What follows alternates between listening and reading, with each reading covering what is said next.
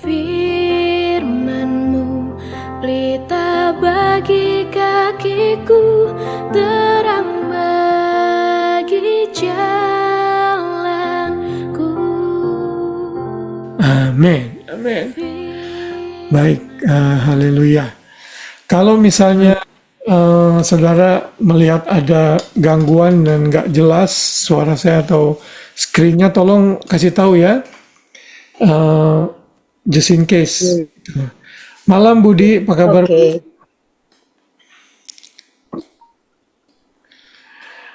Ya, Halo, ya, malam Budi, apa kabar? ya, malam-malam. Ya, Elisa bisa ikut apa Budi aja ini? Saya, Oke.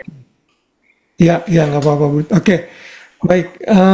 Mari kita sama-sama melanjutkan pelajaran kita. Tetap masih dalam seri kedua bibliologi yang sudah kita selesaikan selama 8 lesson secara komplit.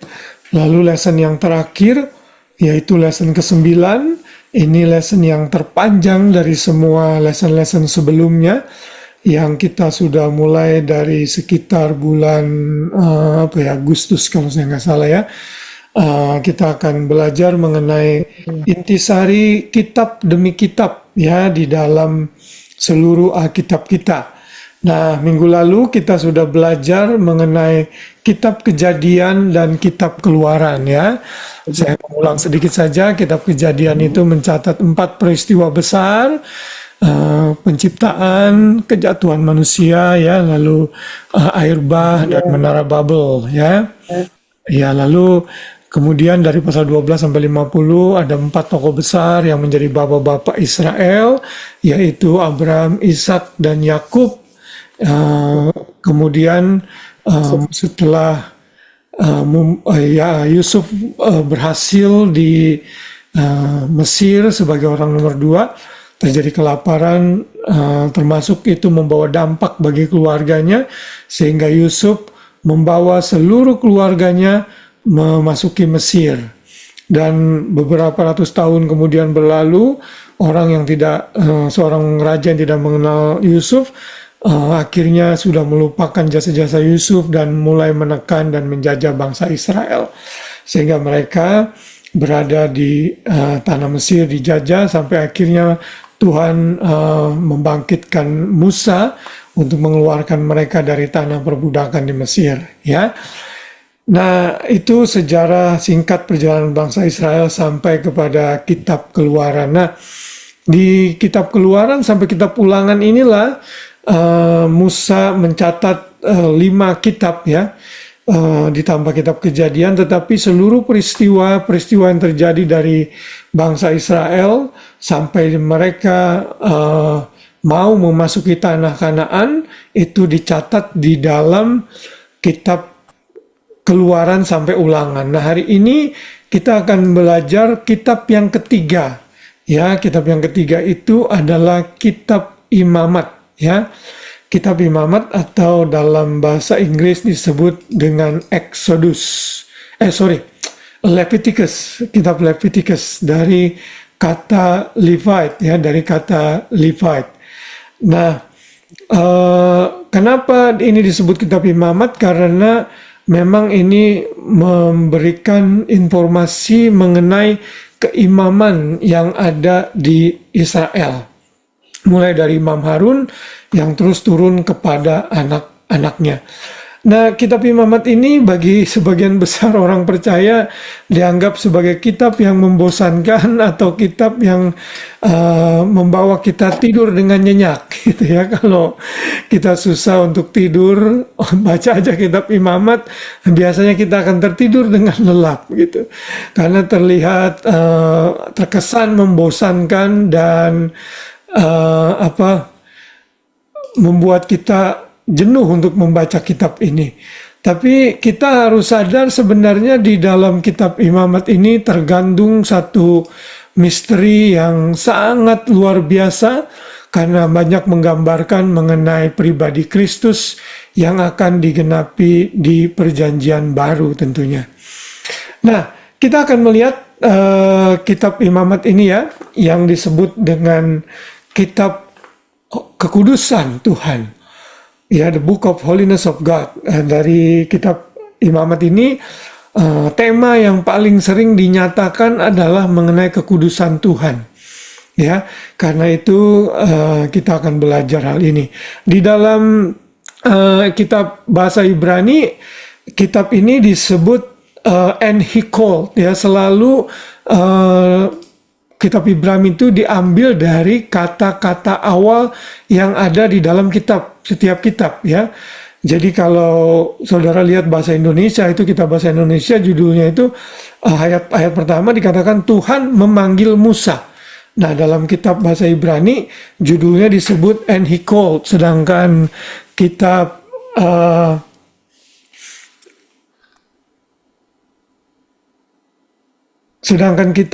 sedangkan bahasa Leviticus itu diambil dari Latin, versi bahasa Latin, ya, yang diterjemahkan oleh Jerem, yang dari terjemahan Leotikon, yang berarti matters of the Levites. Jadi hal-hal yang berhubungan dengan keimaman, yang dalam hal ini adalah suku Lewi. Nah, kita akan melihat siapa penulisnya, ya. Ini sama dengan kitab Kejadian dan kitab Keluaran. Yang menulis kitab imamat adalah Musa. Musa lah yang menulis kitab imamat, ya. Ini tercatat misalnya di dalam Imamat 27 ayat 34. Tante Meme bisa tolong dibacakan?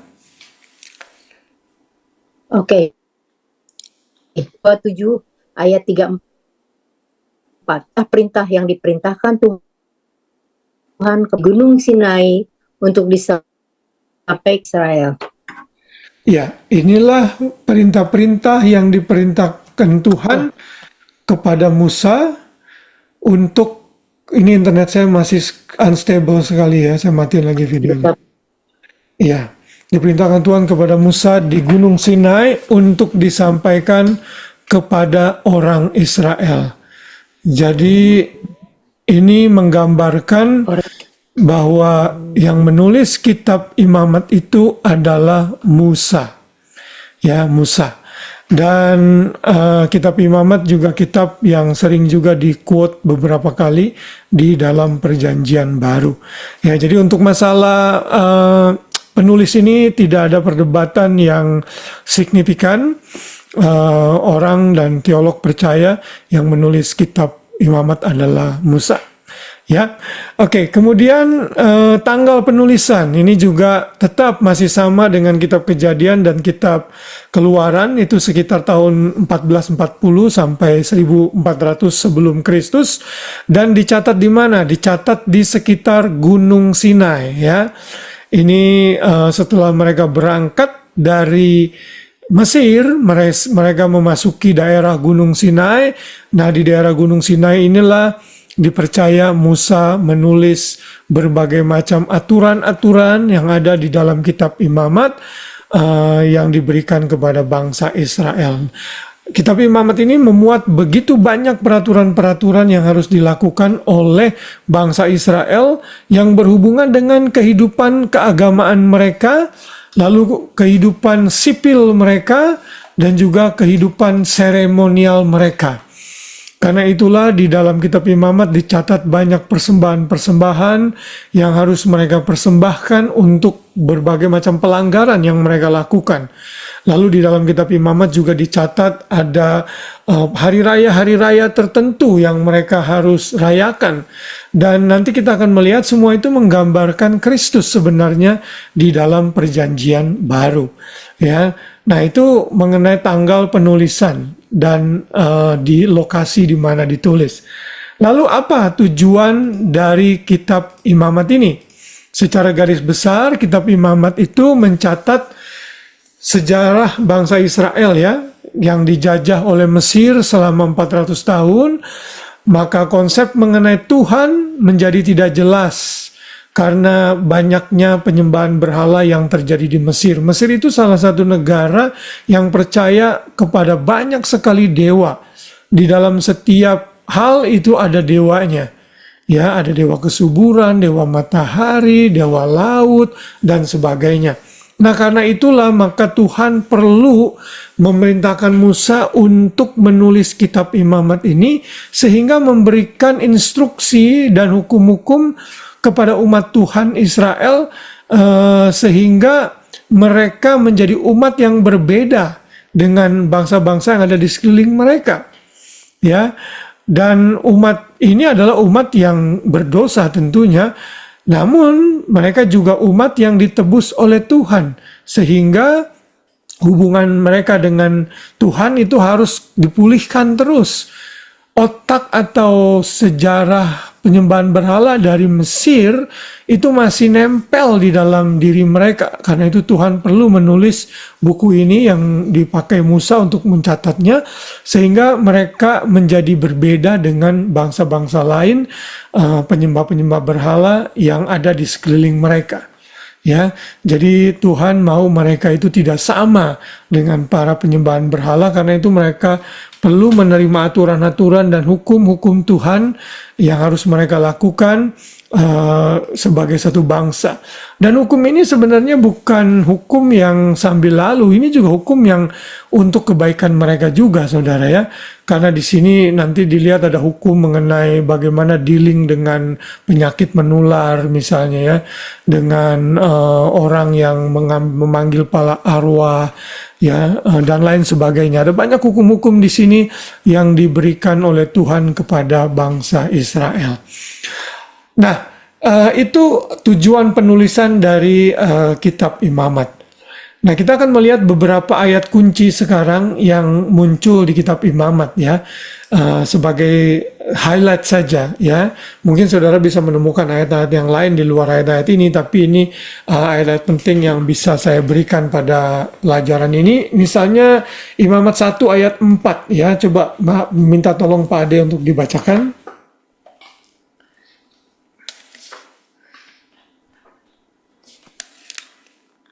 Lalu ia harus meletakkan atas kepala korban bakaran sehingga baginya persembahan itu diadakan pendamaian baginya. Oke, thank you. Ya, jadi ini ayat yang menggambarkan mereka harus mempersembahkan korban. Lalu saat mereka mempersembahkan korban, ini korban bakaran ya, korban bakaran yang mereka harus persembahkan saat mereka melakukan dosa, dan sebagai simbolnya mereka harus meletakkan tangan mereka di atas kepala korban itu, yang artinya ada transfer dosa dari orang tersebut kepada binatang yang dipersembahkan. Ya, nah ini terjadi berulang-ulang di dalam kitab imamat. Bahkan nanti di dalam pasal-pasal selanjutnya ada satu hari raya khusus yang disebut hari raya pendamaian ya, Yom Kippur, di mana imam itu akan menyembelih korban dan darahnya dibawa ke ruang Maha Kudus, lalu dipercikan di tabut perjanjian, ditutupnya, yang ada 2 kerubim itu di kiri kanannya sebagai lambang penebusan dosa dari dosa umat sepanjang tahun itu. Ya, lalu juga mereka ambil satu kambing dan kambingnya itu dilepas ke padang gurun untuk melambangkan dosa itu tidak kembali lagi. Ya, makanya ada istilah space goat atau kambing hitam, itu sebenarnya diambil dari kisah ini ya. Sebagai bentuk seluruh dosa udah transfer ke sana dan tidak akan balik lagi gitu ya. Nah, itu imamat 1 ayat 4. Kemudian ada lagi ayat yang lain, imamat 17 ayat 11. Coba Iren tolong dibacakan.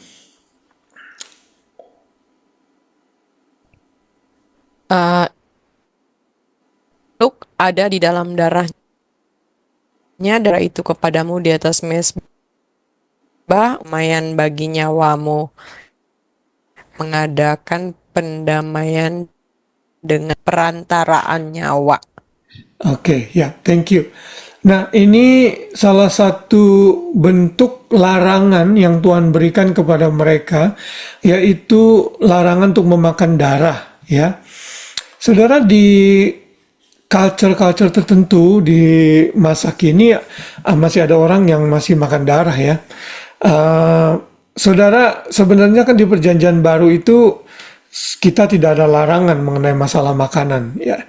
Kalau saudara tidak mau memakan itu karena alasan kesehatan dan preference pribadi ya, karena darah itu berbahaya saudara ya, banyak kuman di sana. Nah, karena itulah Tuhan tidak menghendaki mereka makan darah. Nah, pada masa itu Tuhan bilang kamu tidak boleh makan darah. Kenapa? Karena nyawa segala makhluk itu ada di dalam darahnya. Ya, nyawa kalau saudara kekurangan darah, saudara akan meninggal. Nah, Tuhan tahu, karena itu Tuhan melarang salah satu ritual mereka untuk tidak makan darah. Ya. Nah, itu Imamat 17 ayat 11. Sedangkan yang lain lagi Imamat 19 ayat 1 dan 2. Ya, tolong Budi, tolong dibacakan, Bud. Bisa dengar gak suara saya, Bud? Ya. Kepada Musa, kepada segenap jemaat, dan katakanlah kepada mereka, sebab aku kudus. Amin. Thank you, Bud.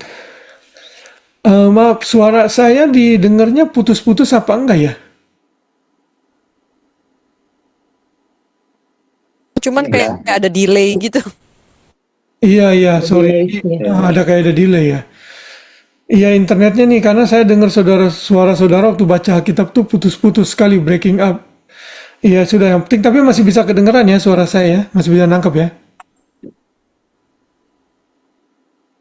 Jelas. Iya, oke. Iya, saya berdoa dah, kita berdoa biar internetnya balik lagi normal, saya nggak tahu kenapa nih. Ya, Imamat 19 ayat 1 sampai 2, Tuhan berfirman kepada Musa, berbicaralah kepada segenap jemaah Israel dan katakan kepada mereka, kuduslah kamu sebab aku Tuhan Allahmu kudus. Nah, ini tentunya ayat yang dikutip banyak di Perjanjian Baru ya. Salah satunya di dalam 1 Petrus 1 ayat 16. Saudara, ini tema kunci yang ada di dalam kitab Imamat, yaitu agar umat Israel itu kudus. Ingat ya, kata kudus itu dari kata hagios, atau kata dipisahkan, separate. Ya, kenapa mereka dipisahkan? Karena mereka tidak sama lagi dengan orang-orang penyembah berhala.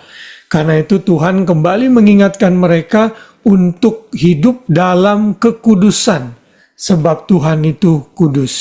Ya, nah itu yang ada dalam Imamat 19 ayat 1 dan 2.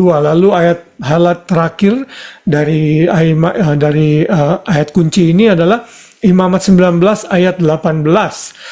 Coba tolong Novi dibacakan, Nov.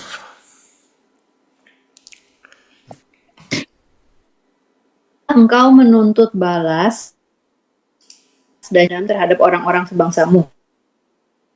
Dan kasihilah sesamamu manusia. Akulah Tuhan. Amin, thank you. Nah, ini tentunya berlaku untuk hukum sipil ya, hukum yang mengatur sesama hubungan mereka dengan sesama manusia, dan mereka dianjurkan untuk tidak membalas jahat dengan jahat ya. Jangan menaruh dendam, tapi mengasihi Tuhan Allahmu, mengasihi orang lain dan mengasihi diri sendiri. Nah, ini tentunya juga banyak dicatat di dalam banyak ayat-ayat di Perjanjian Baru ya. Di dalam 1 Tesalonika 5:15 juga dikatakan di sana, perhatikanlah supaya jangan ada orang yang membalas jahat dengan jahat, tetapi usahakanlah senantiasa yang baik terhadap kamu masing-masing dan terhadap semua orang. Kita dituntut untuk berlaku baik sekalipun terhadap orang yang berbuat jahat kepada kita. Kalau kita berbuat baik kepada orang yang berbuat baik kepada kita, semua orang pasti bisa. Ya, itu bisa dilakukan. Lalu Roma 12 ayat 17 juga mengutip ayat ini, janganlah membalas kejahatan dengan kejahatan, lakukanlah apa yang baik bagi semua orang. Nah, inilah beberapa highlight ayat-ayat yang penting yang perlu saudara dan saya ingat dan camkan sebagai orang percaya, bahwa imamat itu memberikan banyak aturan-aturan yang berhubungan dengan kekudusan Tuhan dan kekudusan umat, sehingga mereka menjadi umat yang benar-benar dipisahkan untuk Tuhan. Ya, lalu apa isi kitab imamat? Secara garis besar saya catat di sini pasal 1 sampai 7 itu menjelaskan mengenai berbagai macam persembahan-persembahan yang diwajibkan bagi umat, umat dan juga bagi para imam. Ya, ada korban bakaran, ada korban sajian, ada korban keselamatan, ada korban penghapus dosa, ada korban-korban penebus salah dan sebagainya. Nanti saudara bisa baca sendiri di rumah, ya. Lalu pasal 8 sampai 10 itu menggambarkan pengudusan atau pemisahan Harun dan anak-anaknya sebagai imam. Ya, dan pasal 11 sampai pasal 16 itu ada aturan-aturan mengenai kenajisan dengan berbagai jenisnya. Ya, termasuk di situ kenajisan terhadap mayat, misalnya kenajisan terhadap wanita yang sedang datang bulan dan sebagainya. Ya, itu dicatat dalam pasal 11 sampai 16. Kemudian brief summary yang lain dalam 10 pasal yang terakhir itu mencatat petunjuk-petunjuk Tuhan untuk umatnya dalam hal kekudusan praktis. Lalu ada berbagai hari raya yang ditetapkan dalam penyembahan kepada Tuhan, dilakukan bersama dengan hukum-hukum yang diberikan Tuhan. Lalu pasal 26 dan 27 mencatat berkat dan kutuk. Siapa yang hidup dalam ketaatan akan memperoleh berkat, siapa yang hidup melanggar Tuhan dan tidak taat maka akan terancam dengan kutuk. Ya, saudara, ini satu prinsip yang berlaku di sepanjang masa. Kita hidup dalam ketaatan, tangan Tuhan, berkat Tuhan akan beserta dengan kita. Kita hidup dalam ketidaktaatan, maka disiplin Tuhan akan Tuhan kenakan kepada kita. Bukan untuk menghabisi kita, tapi untuk agar kita berbalik, sadar dan bertobat. Ya, nah itu apa yang ada di dalam kitab imamat, ya, secara garis besar. Nah, tema utama dalam kitab imamat seperti yang tadi saya sudah sebutkan adalah kekudusan. Tuhan menuntut untuk kekudusan dalam kehidupan umatnya yang didasari oleh keberadaannya yang kudus. Kita hidup kudus karena Tuhan kita adalah Tuhan yang kudus. Lalu tema lainnya di kitab imamat ini tema pendamaian. Nanti ada korban-korban yang harus dipersembahkan kepada Tuhan oleh umat yang melakukan berbagai macam pelanggaran. Untuk pelanggaran ini apa yang mesti dilakukan, korban apa yang mesti diberikan. Lalu juga ada aturan orang yang mampu bisa memberikan domba, lembu, dan binatang-binatang yang besar, ya. Tapi orang yang tidak mampu bisa mempersembahkan burung tekukur, burung dara yang tidak mahal, gitu, ya. Dan kekudusan harus dipelihara di hadapan Tuhan. Dan kekudusan hanya bisa tercapai hanya melalui pendamaian, korban pendamaian yang tepat. Dan itu tentunya nanti akan menggambarkan korban Kristus yang hanya bisa memberikan pendamaian yang secara sempurna. Ya, tidak seperti korban-korban yang dicatat dalam kitab imamat yang sangat terbatas dan tidak bisa selama-lamanya. Setiap tahun, setiap saat mereka harus mempersembahkan korban. Nah, itulah garis besar isi dari kitab imamat. Ya, sorry, PowerPoint saya lupa ubah menjadi kitab imamat, ya, saya minta maaf. Ini karena saya bekas copy paste, itu masih kitab Keluaran, harusnya kitab imamat. Ya, nah lalu ada juga ini saya selalu saya ambil, ya, tulisan atau karya dari Insightful Living, Chuck Swindoll, yang memberikan bagan yang sangat baik untuk tiap-tiap buku. Salah satunya adalah kitab imamat ini, ya. Dari kejadian kitab imamat 1 sampai 17 itu menggambarkan mengenai persembahan-persembahan, lalu aturan mengenai para imam, ya, hukum-hukum mengenai kebersihan dan lain sebagainya.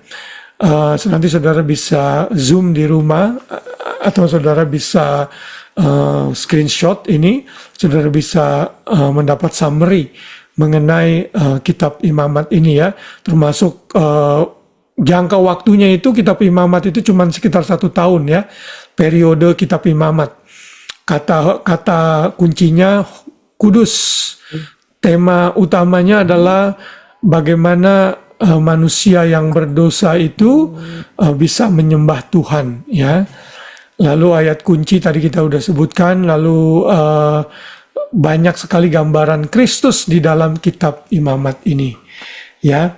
Nah, sekarang kita akan melihat foreshadowing, ya. Selalu patternnya seperti itu, ya. Foreshadowing itu maksudnya bayangan atau gambaran Kristus di perjanjian lama yang digenapi di perjanjian baru. Sekali lagi tadi saya sudah sempat singgung, semua ritual-ritual penyembahan yang ada dalam kitab imamat itu menggambarkan pribadi dan juru selamat kita Yesus Kristus dalam segala pekerjaannya. Ibrani 10 itu mencatat dengan jelas sekali bahwa apa yang ditulis di perjanjian lama itu hanya sekedar gambaran saja dari yang sesungguhnya, yaitu Yesus Kristus itu sendiri. Ya. Kemudian yang kedua, kita bisa melihat kekudusan yang diberikan sementara. Melalui hukum Taurat, suatu hari akan digantikan atau dilengkapi, disempurnakan dengan kekudusan yang sesungguhnya saat orang percaya menukarkan dosanya dengan pembenaran dari Kristus dengan iman kepada Kristus. Ya, 2 Korintus 5 ayat 21 menyatakan Kristus yang tidak berdosa telah dijadikan dosa menjadi dosa karena kita, sehingga kita dibenarkan dan dikuduskan di dalam namanya. Nah, ini satu doktrin yang kita udah pelajari yang namanya doktrin substitution, ya, doktrin penggantian. Dan apa yang ditulis di dalam kitab imamat, di mana dosa itu digantikan kepada hewan yang dikorbankan, itu sebenarnya menggambarkan korban Kristus itu sendiri yang sudah mati di kayu salib menggantikan seluruh dosa kita. Ya.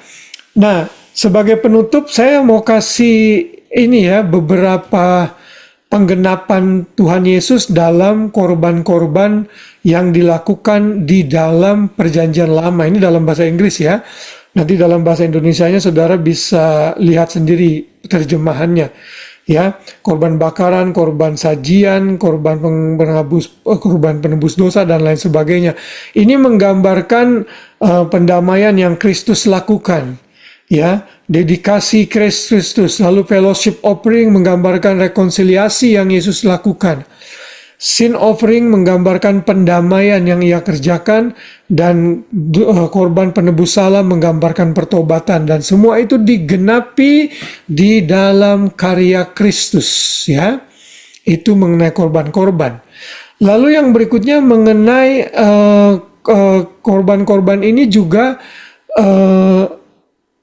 dibandingkan dengan pekerjaan Kristus. Ini ada ayat-ayat referensinya, ya. Saudara kalau mau belajar lebih lanjut, saudara bisa screenshot, saudara buka lagi ayat-ayatnya. Jadi perhatikan, inilah keakuratan Alkitab, ya. Kitab imamat yang dicatat ribuan tahun sebelum kitab-kitab di perjanjian baru ternyata digenapi khususnya dalam kitab Ibrani. Karena kitab Ibrani itu tujuannya mengingatkan bangsa Israel, orang Yahudi, agar jangan lagi kembali kepada hukum Taurat.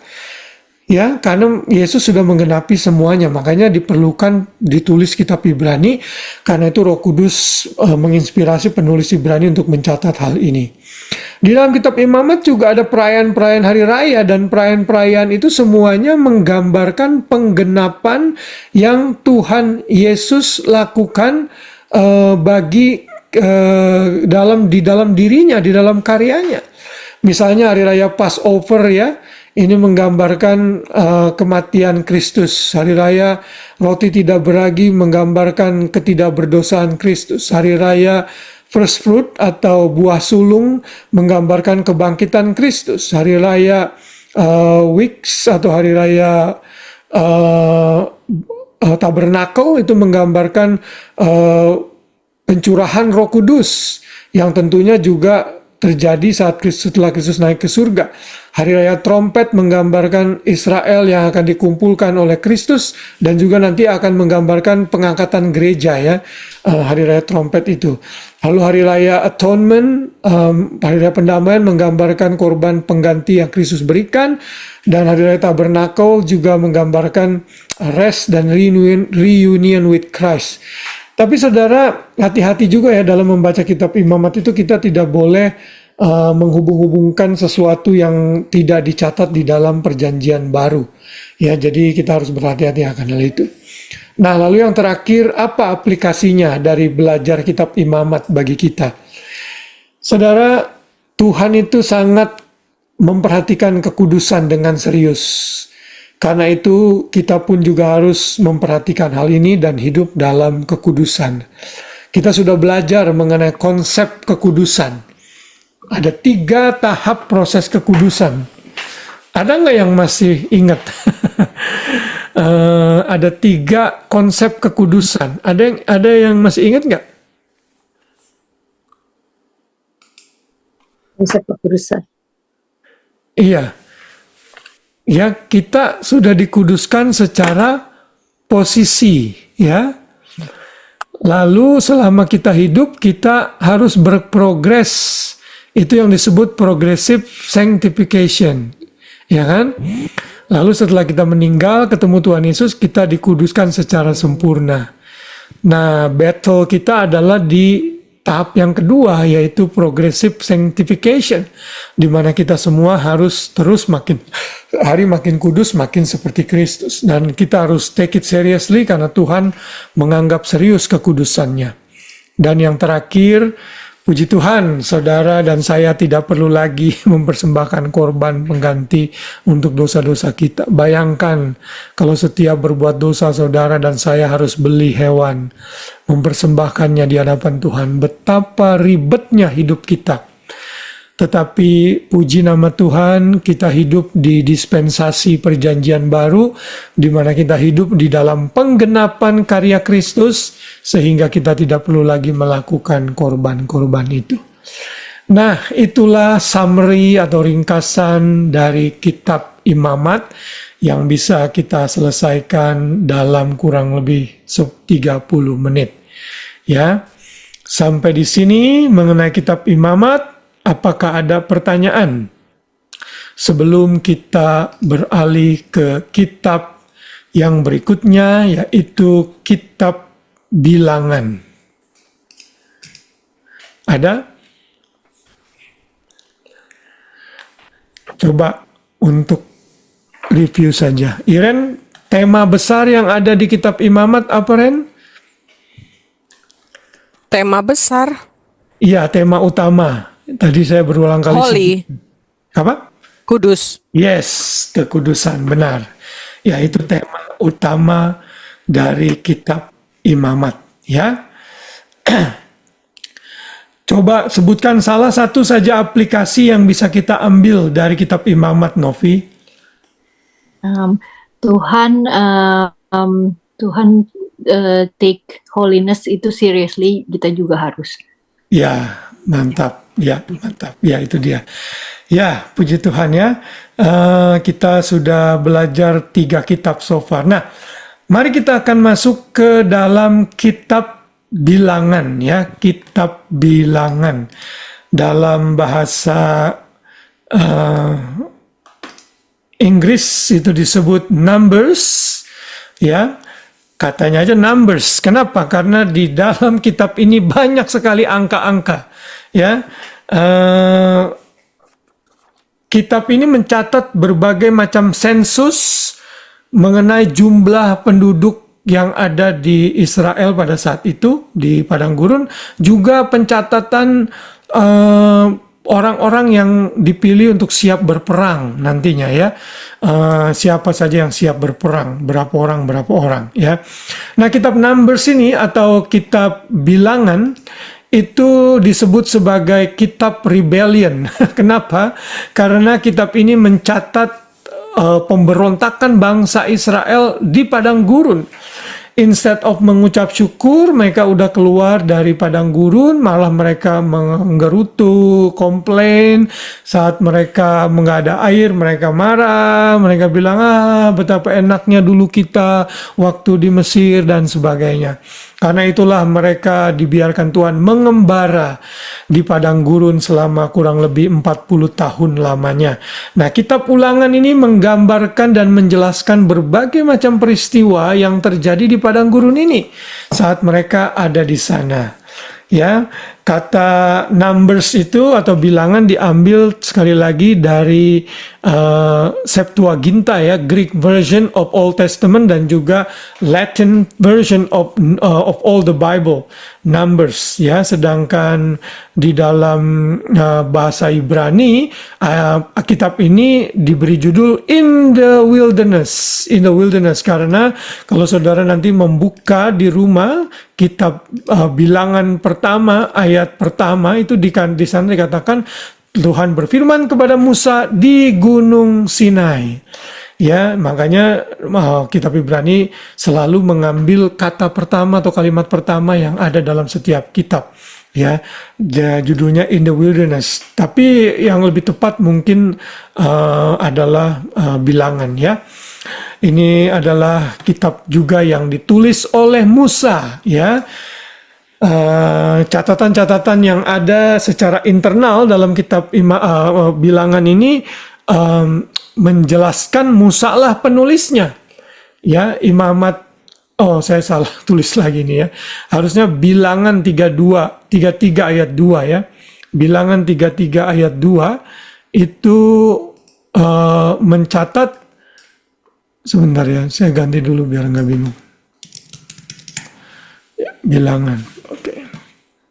Bilangan 32 ayat 33 ayat 2. Ya, tolong Tante Meme lagi bacakan. Oh, nggak kelihatan. Kecil ya? Oh, sorry. Saya belum share. Hang on, bentar. Iya, sudah Tante bisa lihat? Ya. Sudah. Bilangan 33 ayat 2, Musa menuliskan perjalanan mereka dari tempat persinggahan ke tempat persinggahan sesuai dengan titah Tuhan. Dan inilah tempat-tempat persinggahan mereka dalam perjalanan mereka. Ya, nah jadi di sini katakan Musa menuliskan perjalanan mereka dan seterusnya. Suara saya masih gema-gema apa enggak? Apa better sekarang? Biasa aja sih, Bang. Iya. Better. Oke, kayaknya internet saya sudah balik. Coba kalau yang bisa nyalakan videonya. Saya pengen tahu apakah oke apa enggak. Video saya Nggak bisa terdengar bisa. dengan jelas ya? Nggak bisa kok share start video karena lagi di disable. Oh, oke. Bisa. Iya. Baik.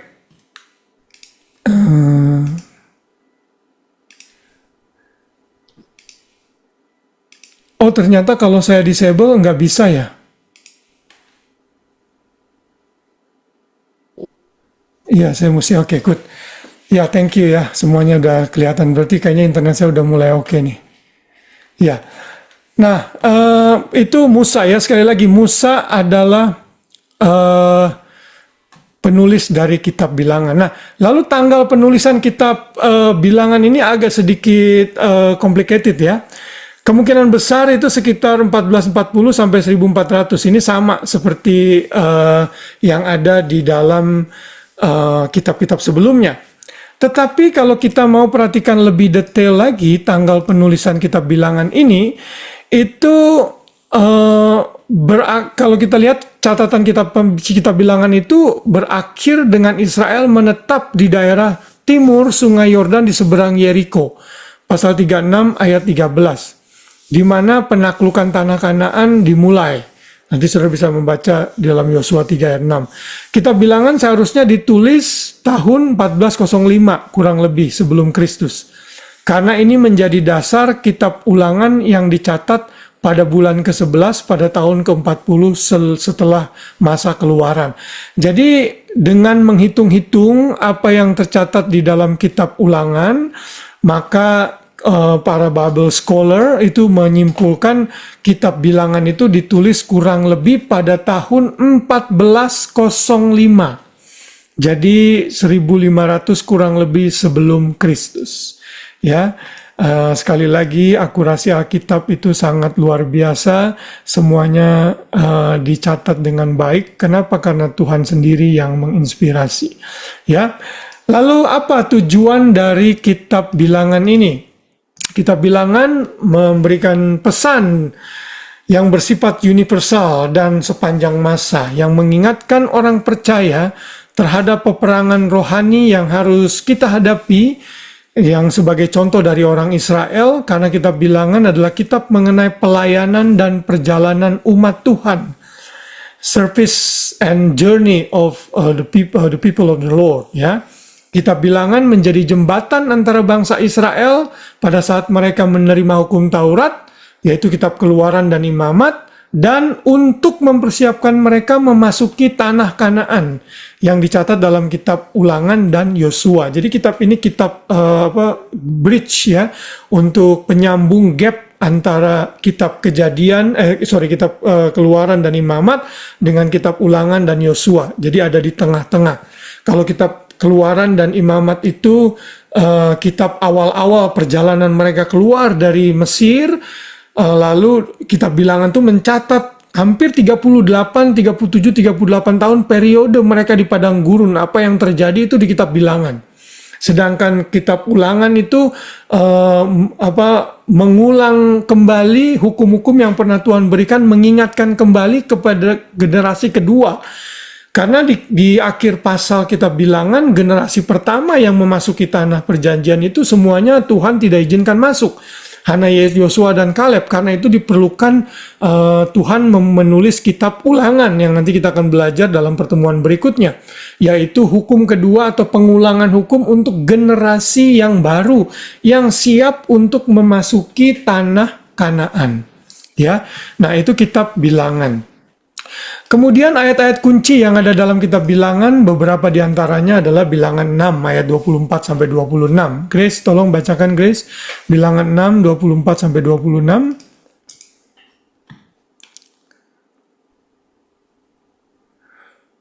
Grace ada di sana? Bilangan Tuhan memberkati engkau, Tuhan menyinari dan memberi engkau kasih karunia, wajahnya kepadamu dan sejahtera. Amin. Ya, kayaknya internet saya udah nggak benar lagi, saya dengar suaranya Grace putus-putus. Oke. Nah, ini doa berkat ya. Saya pakai doa berkat ini untuk doa berkat yang saya lakukan di gereja. Ini doa berkat yang dilakukan Musa kepada umat Israel. Tuhan memberkati engkau dan melindungi engkau dan seterusnya dan seterusnya. Ini disebut juga dalam bahasa Inggris doxologi ya. Doa berkat untuk umat Tuhan. Jadi damai sejahtera itu salah satu hal yang perlu dimiliki oleh setiap orang, setiap umat. Karena itu Tuhan memerintahkan Musa untuk memberkati mereka dengan hal ini. Lalu Bilangan 12 ayat 6-8. Ini pasal mengenai pemberontakan Miriam dan Harun ya. Ingat ya, mereka berusaha komplain mengenai kepemimpinan Musa sehingga Tuhan harus menghukum mereka, dan Tuhan akhirnya memberikan tanda dengan semua suku harus membawa tongkat, dan ternyata tongkat Harunlah yang berbunga. Ini menunjukkan bahwa ada leadership ya, yang sudah diberikan. Nah, Musa ini, sorry ya, itu cerita yang lain lagi. Saya mix up dengan yang sebelumnya, saudara. Ya, sorry, ini maksudnya kepemimpinan Musa, dan Tuhan defense Musa bahwa tidak ada orang yang seperti Musa, yang hatinya itu lembut, yang dia menampakkan diri muka dengan muka. Ya, jadi kita sebagai orang percaya, kalau kita mau belajar aplikasinya ya, kita tidak boleh rebel kepada kepemimpinan hamba-hamba Tuhan, pendeta yang udah dipercayakan oleh Tuhan. Tetapi ini seringkali diambil terlalu too much oleh beberapa hamba Tuhan, sehingga setiap hamba Tuhan dikritik, dia pakai ayat-ayat ini dan ayat-ayat yang lain gitu ya, sehingga seolah-olah kamu mesti dengerin saya. Nah itu kalau seperti itu tentunya nggak boleh juga ya. Maksudnya saya hamba Tuhan pun tetap harus menerima kritik, tapi saudara dan saya itu harus menghormati leader kita, hamba-hamba Tuhan yang Tuhan sudah percayakan, karena bagaimanapun juga mereka itu orang yang sudah diurapi dan dipilih oleh Tuhan. Sekali lagi ya saudara, di masa sekarang ini saudara bukan berarti hamba Tuhan itu hamba yang untouchable, yang tidak boleh dikoreksi kalau dia salah. Enggak, bukan seperti itu tujuannya. Lalu yang berikutnya kita bisa mencatat dalam Bilangan 14:30 sampai 34 ini mengenai peristiwa saat mereka memberontak terhadap Tuhan karena mereka mengalami masa yang sulit di padang gurun. Saudara bayangkan ya, berjalan di padang gurun itu kan nggak mudah gitu, panas mungkin, lelah, haus dan lain sebagainya. Dan pada saat tantangan terjadi, kita biasanya suka mengingat-ingat tuh masa-masa waktu kita ada di tempat sebelumnya, padahal kita sedang menuju tanah yang lebih baik. Nah saudara, Tuhan di sini dalam pasal ini, dalam ayat ini menjelaskan bahwa mereka semua akan mati, tidak akan masuk ke tanah perjanjian, tetapi hanya Yosua dan Kaleb saja yang masuk. Nah ini adalah 3 ayat highlight yang penting di dalam kitab Bilangan. Kalau nanti saudara membaca sendiri, mungkin saudara bisa mendapati ayat-ayat yang lain ya. Nah kita akan lanjutkan lagi dengan ini. Sekali lagi saya lupa lagi ganti kitabnya ya. Pretend aja ini kitab Bilangan ya. Brief summary kitab-kitab yang isi-isi kitab yang ada di kitab Bilangan. Yang pertama, sebagian besar peristiwa-peristiwa dalam kitab Bilangan itu terjadi di padang gurun. Kata padang gurun atau wilderness digunakan 48 kali dalam kitab ini. Istilah ini mengacu kepada tanah tandus yang terdiri dari sedikit sekali tumbuh-tumbuhan. Hal ini terjadi karena sangat sedikit sekali hujan. Karena itu tanahnya tidak dapat ditanami. Namun tanah ini baik untuk peternakan. Makanya orang Israel selama di padang gurun pun tetap melakukan beternak ya di sana. Jadi itu setting yang terjadi di kitab Bilangan, yaitu di padang gurun. Kemudian kalau kita lihat pasal per pasal, dari pasal 1 sampai pasal 10 ayat 10 menceritakan mengenai Israel berkemah di padang gurun Sinai. Di tempat inilah Tuhan mengadakan perjanjian dengan umatnya yang seringkali disebut perjanjian Musa atau Mosaic Covenant ya, perjanjian dengan Musa, yaitu mengenai hukum Taurat yang Tuhan berikan kepada Musa. Lalu pasal 10 ayat 11 sampai 12 ayat 11 Israel mulai berjalan dari Sinai menuju Kadesh. Lalu pasal 13 ayat 1 sampai 20 ayat 3 menceritakan peristiwa yang terjadi di Kades yang berlokasi di padang gurun Paran dan juga padang gurun Sin. Pasal 20 ayat 14 sampai 22 ayat 1 mereka berangkat dari Kades menuju dataran Moab. Kemudian pasal 22 ayat 2 sampai 36 ayat 13, semua peristiwa yang terjadi di sini terjadi saat mereka berkemah di dataran sebelah utara Moab. Daerah ini rata dan subur di tengah-tengah padang gurun yang tandus. Jadi walaupun mereka ada di padang gurun, ada juga beberapa daerah yang Tuhan izinkan mereka masuk sehingga mereka bisa bercocok tanam di sana ya. Nah coba perhatikan map ini saudara, peta ini. Oh, sorry, ada satu lagi. Nanti itu yang setelah itu ya, satu lagi. Kitab Bilangan ini konsentrasi pada peristiwa yang terjadi dalam 40 tahun kedua setelah Keluaran. Ya, jadi mendekati mereka memasuki tanah Kanaan. Semua hal ini terjadi dalam pasal 1 sampai pasal 14 ayat 45 yang terjadi sekitar tahun 1444 sebelum Kristus. Pada tahun setelah kitab Keluaran. Semua yang terjadi setelah pasal 20 ayat 1 adalah tahun 1406 atau 1405. Pada tahun ke-40 setelah Keluaran. Dan hukum-hukum dan peristiwa dalam pasal 15 sampai pasal 19 tidak diketahui tanggalnya. Namun kemungkinan besar terjadi pada 1443 sampai 1407 sebelum Kristus. Nah, kurangnya hal-hal yang dicatat dalam 37 tahun periode ini dibandingkan dengan tahun-tahun perjalanan dari Mesir ke Kanaan. Ini maksudnya di sepanjang periode itu selama 37 tahun itu tidak banyak rekod kegiatan atau aktivitas yang mereka lakukan. Dan ini menggambarkan betapa tahun-tahun ini terbuang percuma karena pemberontakan, komplain umat Israel kepada Tuhan sebagai akibat dari hukuman Tuhan. Ya, nah jadi itulah kurang lebih garis besar isi kitab Bilangan ya. Kalau saudara perhatikan map ini, yang warna hijau ini adalah perjalanan mereka dari Mesir memasuki tanah Kanaan dan berada di sekitar padang gurun ini ya, Wilderness of Sin. Nah, yang merah ini adalah masa kitab Bilangan, di mana peristiwa-peristiwa terjadi di sini, ya. Lalu mereka sempat juga jalan rute ke arah Kades lalu balik lagi. Jadi yang ungu dan yang merah ini menggambarkan peristiwa-peristiwa yang terjadi di dalam kitab Bilangan. Sekali lagi saudara, padahal mereka bisa dari sini langsung motong ke sini ke Yerusalem, ke Israel. Tetapi karena pemberontakan mereka, Tuhan membawa mereka berputar-putar di padang gurun selama 40 tahun. Ya, ini satu keadaan yang frustrasi ya menurut saya. Harusnya bisa dilakukan hanya dalam kurang lebih sebulan. Kitab Ulangan mencatat 11 hari malah. Ini malah berputar-putar sampai 40 tahun. Tuhan kadang izinkan itu terjadi kalau kepada hidup kita. Kalau kita bandel dan tidak taat, Tuhan bisa bawa kita muter-muter nggak jelas ya. Kita jangan tiru perilaku bangsa Israel yang seperti itu. Nah, kalau kita catat dalam bentuk bagan, ini saudara mungkin lebih gampang dimengerti seperti ini ya.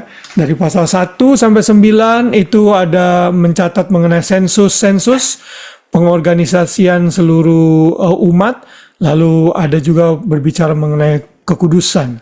Lokasinya di Gunung Sinai, kurang lebih 20 hari, itu pasal 1 sampai 9. Pasal 10 sampai 14, bangsa Israel mulai komplain, ragu-ragu. Kemudian mereka bilang, kami nggak mau masuk tanah Kanaan, ngapain enakan di Mesir dan sebagainya.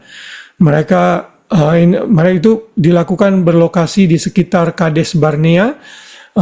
Berapa jangka waktunya? Kurang lebih beberapa bulan. Lalu pasal yang ke-15 sampai 36 mereka mengembara dan berputar-putar di padang gurun. Generasi yang pertama mati di sana, lalu diadakanlah sensus yang baru di pasal 15 sampai 36. Lokasinya berada di padang gurun dan tahunnya itu 38 tahun. Jadi bayangkan mereka mengembara di padang gurun tidak jelas mau kemana. Ya, kata kuncinya wilderness, tema umum yang ada di kitab Bilangan, ingat ya.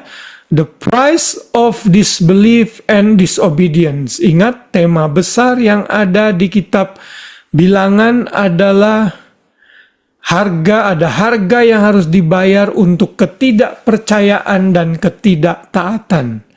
Ya, itu ayat kuncinya yang tadi sudah kita baca dalam Bilangan 14, 22, 23. Ya, nanti kita akan lihat mengenai Kristus di kitab Bilangan.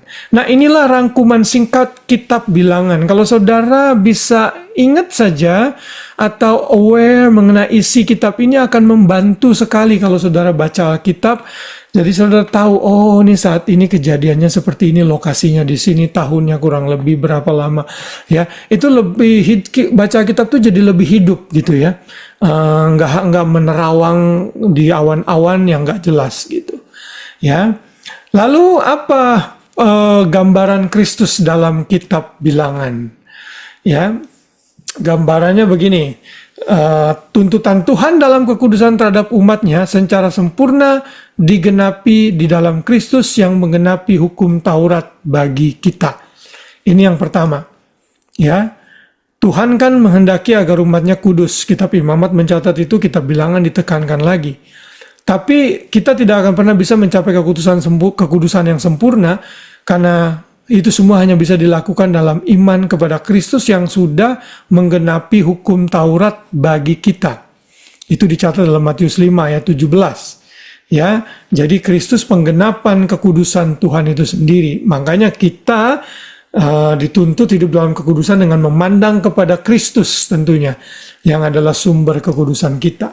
Lalu yang kedua, kisah dalam pasal 19 mengenai korban lembu merah yang dicatat dalam pasal 19 ini, yang artinya lembu tanpa cacat celah, itu menggambarkan Kristus sekali lagi, anak domba Allah yang tanpa cacat celah sebagai korban bagi dosa-dosa kita. Yaitu dicatat dalam 1 Petrus 1 ayat 18-19 bahwa Yesus adalah domba itu sendiri. Kemudian yang berikutnya, foreshadowing Kristus, ular tembaga. Ingat ya, waktu bangsa Israel memberontak kepada Tuhan, komplain kepada Tuhan, Tuhan kirim ular untuk memagut mereka. Lalu Musa diperintahkan oleh Tuhan, buatlah ular yang dari tembaga, lalu ditancapkan di tiang. Siapa saja yang memandang kepada ular itu disembuhkan. Ini gambaran dari Kristus. Karena dicatat di dalam Yohanes 3 ayat 14 yang menggambarkan Kristus tergantung di kayu salib. Siapa saja memandang kepada Kristus dalam iman akan menerima kesembuhan rohani, keselamatan yang kekal. Ya.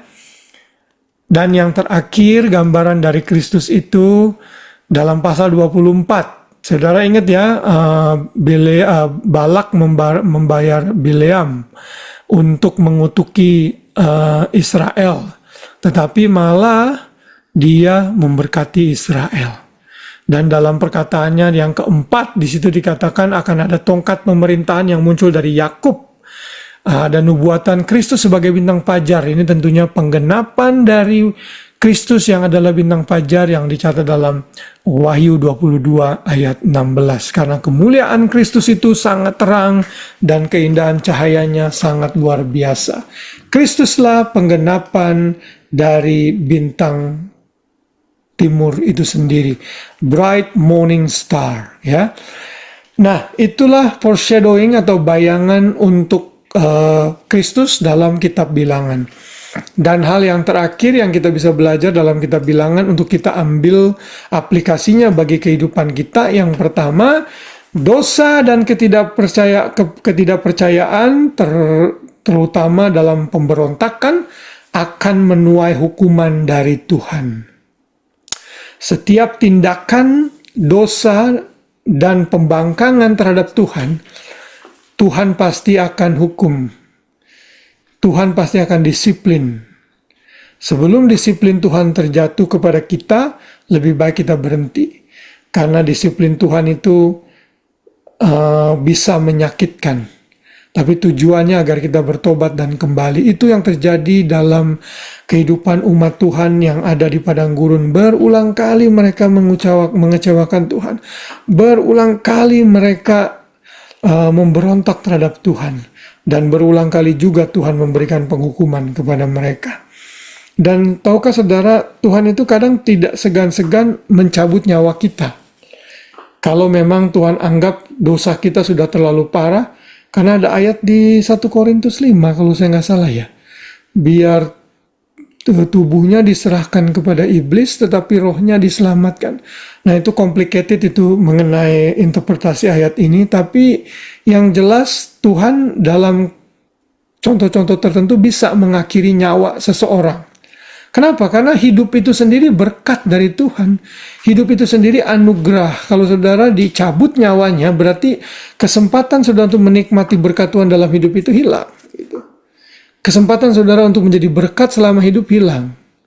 Ya, tapi tetap saudara selamat. Ya, tapi itu salah satu bentuk disiplin. Saudara ingat saja Ananias dan Safira ya. Dia juga dihukum Tuhan dengan kematian pada saat itu. Jadi ada saatnya kadang-kadang Tuhan bisa juga mencabut nyawa seseorang. Tapi saudara jangan cepat-cepat menghakimi ya. Kalau saudara lihat orang berdosa tahu-tahu dia mati tabrakan gitu, tahu-tahu saudara bilang hukuman dari Tuhan, jangan cepat-cepat juga, saudara, belum tentu. Nah, kita tidak tahu, jadi jangan cepat-cepat juga memberikan asumsi seperti itu. Lalu yang berikutnya, yang terakhir kita bisa belajar, Seperti Israel mengembara di padang gurun selama 40 tahun karena pemberontakan mereka, Tuhan juga mungkin bisa mengizinkan kita untuk menderita kesepian, kadang kesengsaraan kalau kita menentang Tuhan. Ya, sehingga kita mungkin bisa merasa kekurangan jauh dari Tuhan. Saudara, kita tidak boleh membangkang kepada Tuhan sehingga Tuhan menghukum kita, dan kita karena ada orang-orang yang dihukum Tuhan bukannya bertobat tapi dia merasa Tuhan itu jahat dan lain sebagainya ya. Jadi kita harus belajar dari pengalaman bangsa Israel agar kita tidak mengikuti jejak mereka. Nanti kalau saudara baca dalam 1 Korintus 10 ayat 6, semua itu dicatat ya, dari 6 sampai 10, 1 Korintus 10 ayat 6 sampai 10, ya, Paulus memberikan berbagai macam kisah yang terjadi di dalam bangsa Israel sebagai pelajaran agar kita tidak mengikuti jejak mereka. Ya, kata Paulus. Dan ini menggambarkan agar kita juga sama seperti jemaat Korintus diingatkan jangan mencobai Tuhan.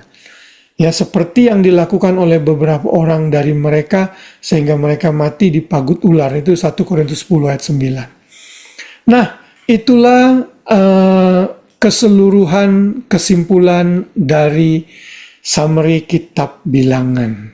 Ya, saudara, saya mempersiapkan ini cukup lama ya, tapi saya coba jelaskan dalam 1 jam 30 menit di dalam setiap buku, saudara ya. Ini ngebut dan dikompres. Saya berharap Roh Kudus memberikan saudara pengertian. Paling tidak informasi ini, kalau ini pertama kali buat saudara mengerti summary-summary seperti ini bisa membantu saudara dalam belajar Alkitab. Ya, oke. Ada pertanyaan sampai sini? Saya mau tanya Pak Didi, satu aja sih. Sebenarnya saya penasaran ya, Pak Didi kan pernah ke Israel ya. Sebenarnya di sana itu kalau orang-orang Yahudi itu, mereka tuh kitab sucinya itu gimana sih? Maksud saya itu isinya apa gitu nih?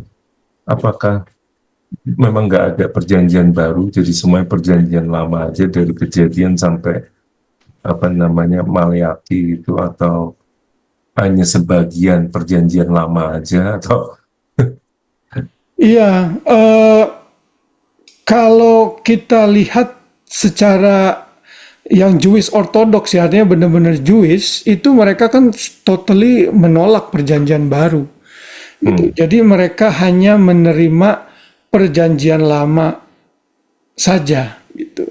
Ditambah dengan oral tradition yang mereka catat dalam kitab-kitab seperti kitab Talmud, Tanakh dan lain sebagainya, gitu ya. Nah, lalu ada lagi kitab yang juga pengembangan hukum-hukum Taurat yang dikembangkan oleh para orang-orang Farisi. Nah, orang-orang yang menolak Yesus sampai hari ini mereka tidak menerima dengan terang-terangan kitab perjanjian baru. Dan dalam salah satu khotbah saya juga saya pernah menyinggung, bahkan Yesaya 53 itu yang nubuatan mengenai Kristus itu mereka sobek gitu. Karena mereka tidak setuju itu dihubungkan dengan Kristus. Jadi seperti itu sih Pak Ade yang saya tahu ya. Dan mereka itu kan kalau nggak salah juga nggak menyebutnya dengan nama perjanjian lama, karena mereka sendiri nggak menganggap ada dua kan ya, ada dua covenant, maksudnya perjanjian baru, perjanjian lama. Jadi yang mereka pegang pun juga disebutnya beda gitu loh, bukan perjanjian lama gitu. Iya, mereka sebut dengan sebutan, kalau bahasa Inggris itu Hebrew Bible. Kalau dalam bahasa Ibraninya Tanakh. Jadi mereka memang tidak menyebut Old Testament seperti kita, karena mereka percaya itu satu-satunya testament yang Tuhan berikan kepada mereka, gitu ya. Jadi Tanakh dan atau Hebrew Bible, ya. Jadi hanya dari Kejadian sampai Maleaki. Dan nubuatan-nubuatan mengenai Mesias, either mereka tidak percaya, atau mereka masih menanti, atau mereka alihkan ke ada hal yang lain gitu. bukan kepada Kristus. Dan ini memang kalau menurut 1 Korintus 3 kalau nggak salah, karena mata mereka itu masih terselubung kan, hanya Roh Kudus yang bisa membukakan pengertian kepada mereka. Ya, tentunya bagi kita orang yang hidup di perjanjian baru, ini pelajaran bagi kita bahwa ketegaran hati mereka harus kita tidak ikuti tentunya ya.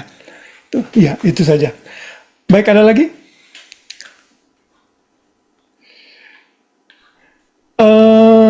Ada yang ingat tadi apa tema besar yang ada dalam kitab Bilangan? Coba Tante Meme, ingat nggak Tante Meme? Yes. Tema Novi besar mau nanya tuh, Novi. pemberontak. Nanti aja nanti. Ya, oke. Karena saya dapatnya delay, jadi oke. Coba Tante Meme, apa tadi Tante Meme? Tema dari kitab Bilangan adalah tema utama pemberontakan. Ya, betul. Pemberontakan membawa konsekuensi, ya, hukuman dari Tuhan. Ya, thank you Tante, mantap. Apa Novi, ada pertanyaan? Ya tadi yang kalau Dede bilang apa sih? Kalau kita apa namanya nggak turut sama Tuhan gitu kan, Tuhan bisa sampai apa sih mencabut nyawa gitu kan. Terus Ananias Safira terus jadinya Ananias Safira itu mereka selamat atau enggak kok? Nah, dari beberapa penafsiran yang saya baca, penafsiran pertama itu menyatakan Ananias dan Safira itu bukan orang percaya. Okay. Makanya Tuhan hukum mati pada saat itu. Ini penafsiran pertama ya. Kalau itu penafsirannya benar, berarti Ananias dan Safira tidak masuk surga gitu. Ya kan? Karena bukan orang percaya. Tapi kalau kita baca Kisah Para Rasul pasal 5 mengenai kisah Ananias dan Safira ini, saya kok cenderung berpikir bahwa Ananias dan Safira ini adalah orang percaya gitu. Tapi orang percaya yang masih cinta uang gitu. Sehingga janji yang mereka lakukan untuk memberikan hasil penjualan properti mereka kepada Tuhan itu mereka selewengkan. Nah, karena ini gereja mula-mula, Tuhan itu kan harus set up rule sehingga orang itu jadi tahu dan mengerti apa yang harus mereka lakukan dalam hubungannya dengan Tuhan. Sehingga Tuhan memberikan hukuman kepada Ananias dan Safira sebagai satu pelajaran, gitu loh. If you do the same thing, will happen to you, gitu maksudnya. Nah, kalau penafsiran yang kedua ini yang diambil, berarti Ananias dan Safira masuk surga, gitu. Karena dia orang percaya, cuma saja upahnya pasti tidak sama dengan orang yang lain. Yang kedua, berkat hidup itu sendiri, katakanlah Ananias dan Safira misalnya umur 40 tahun, ya kan? Harusnya mereka bisa menikmati hidup yang lebih baik lagi dan berguna bagi Tuhan selama misalnya mereka hidup harusnya 80 tahun, 40 tahun, tapi itu ternyata tidak mereka miliki. Tapi kan kita juga bisa berargumen, tapi kan di sorga lebih enak. Nah, di luar argumen itu, saudara ya, saya melihatnya menyorotinya dari sisi itu. Karena ada ayat lain yang menyatakan berkat hidup itu sendiri adalah berkat dari Tuhan, ya kan? Pemazmur mencatat itu banyak sekali kemurahanmu lebih dari hidup, ya kan? Artinya hidup itu juga sebenarnya berkat yang perlu kita nikmati, gitu, ya. Dan sampai sekarang saja kalau saudara jujur, saudara mau nggak mati malam ini, ya kan? Mau. Ya kan, kalau saudara mau kan saudara nggak bisa bunuh diri, ya kan? Dan orang bilang, oh saya mau ketemu Tuhan, saya rindu Tuhan, tapi tetap aja kalau sakit mereka minum obat, gitu. Mereka ke dokter, gitu.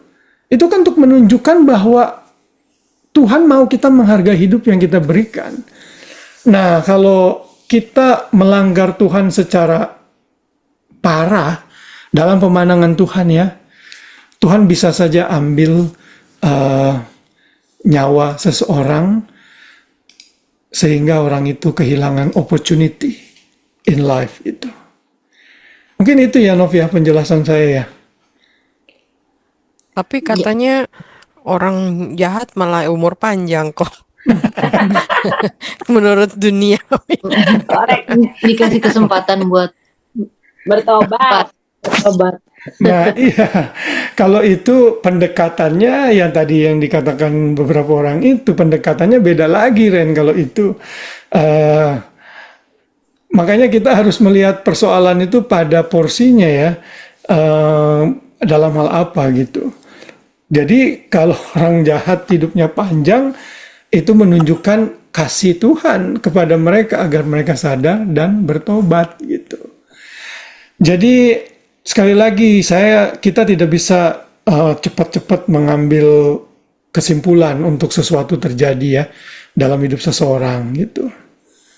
Jadi ini kan case-case tertentu saja yang tidak often dibicarakan di dalam Alkitab, khususnya perjanjian baru. Kalau perjanjian lama tuh minta ampun dah, kejam sekali Tuhan ya. Korah, Datan dan Abiram berusaha juga kan menentang Musa. Apa yang terjadi? Bumi terbelah dua, mereka tertelan hidup-hidup di bawah bumi. Jadi seperti itu. Ya, baik. Ada yang mau kasih apa ya istilahnya ya, kesan. So far, saudara belajar lesson ke-9 ini, intisari kitab ini, apa yang saudara kira-kira bisa terberkati lah gitu. Coba share kepada saya lah khususnya. Jadi saya tahu gitu loh.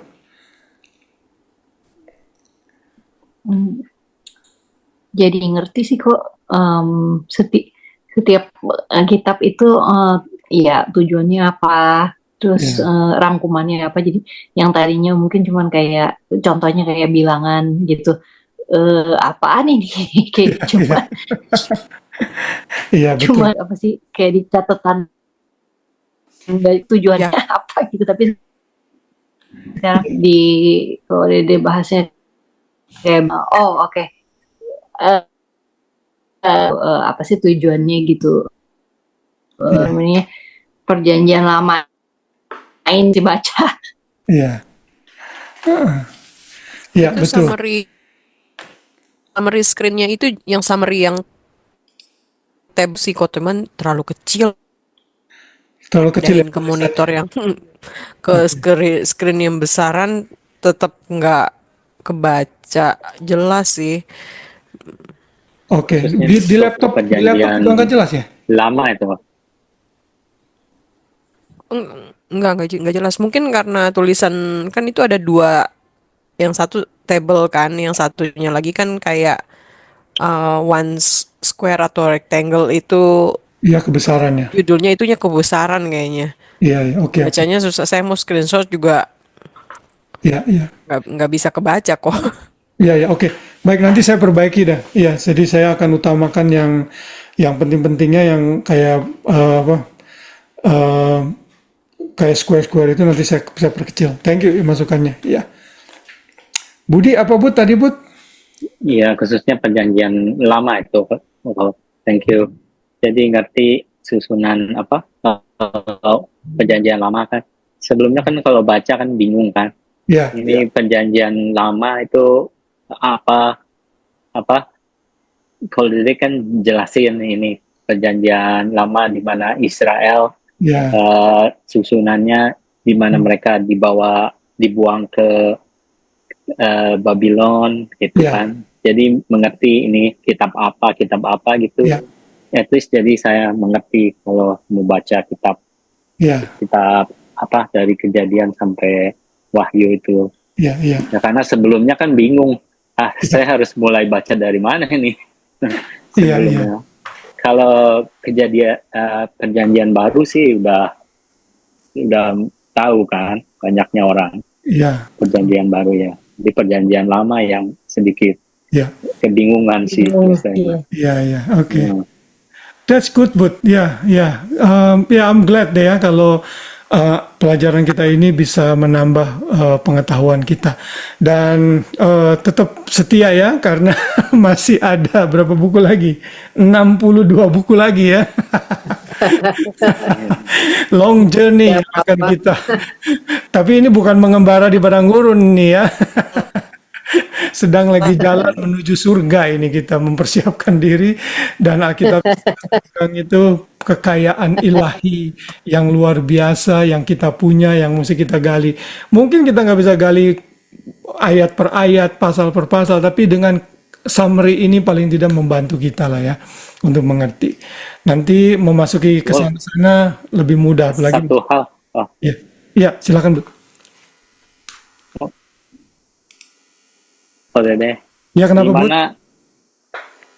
Gimana cara mudah untuk, atau gimana cara, mau tanya aja, kalau Dede dulu ada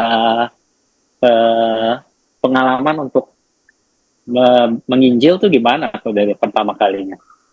Karena saya kalau mau menginjil tuh bingung gitu, gimana cara mulainya gitu, kepada siapa mulainya gitu. Iya, Dede pengalamannya gimana? Iya, kalau saya ya kan nggak tahu ya, beberapa tahun yang lalu itu kita pernah belajar yang namanya II ya, Evangelism Explosion. Nah, tapi saya melihat itu metode itu kadang juga nggak selalu bisa diterapkan dengan mudah gitu loh. Saya berpikir ya, cara termudah kita untuk menginjil itu dengan pertemanan gitu, di lingkungan di mana Tuhan tempatkan kita gitu. Jadi yang nggak usah berpikir muluk-muluk dah, saudara mau menginjil di jalanan misalnya ya. Kalau saudara nggak terpanggil untuk itu ya nggak usah. Saudara nggak perlu menginjil ke daerah terpencil, ke pelosok mana. Kita ngomongin yang simpel-simpel saja, yang terjadi di sekeliling kita, yang ada di tengah-tengah kita. Jadi Budi ini medannya adalah keluarga Budi, istri dan anak-anak dulu ya. Kalau itu sudah oke, masuk ke keluarga yang lebih besar. Ada nggak paman, uncle, anti, keponakan, sepupu yang belum kenal Tuhan misalnya. Nah, saat Budi ketemu mereka, ngomongnya pun ngomong informal saja. Nah, kalau II itu kan langsung kan ditembak. Kalau kamu mati, kamu masuk mana? Kan gitu. Ya. Oh, masuk surga dong. Lalu kan ada lagi pertanyaan lanjutannya. Kenapa kamu bisa berkata surga dan lain sebagainya? Itu adalah tahap-tahapannya. Kalau saya sih menginjil, saya dari percakapan-percakapan sehari-hari, lalu saya bisa masukin ke situ. Gitu. Contohnya misalnya gitu ya. Kemarin ada salah satu driver di tempat kerja saya, dia bilang begini, you know, Pope is really sick. Dia bilang gitu. Terus saya cuma bilang, yeah I know, but saya ini udah lama kenal dia. Saya nggak mungkin berani ngomong gini kalau saya baru kenal. Setelah saya udah lama udah ngomong, saya bilang gini, but do you know that Pope need to repent too? Saya bilang gitu kan. Karena ada banyak konsep-konsep dari Pope itu yang ngawur gitu ya. Banyak itu bukti-bukti, saudara bisa lihat di YouTube.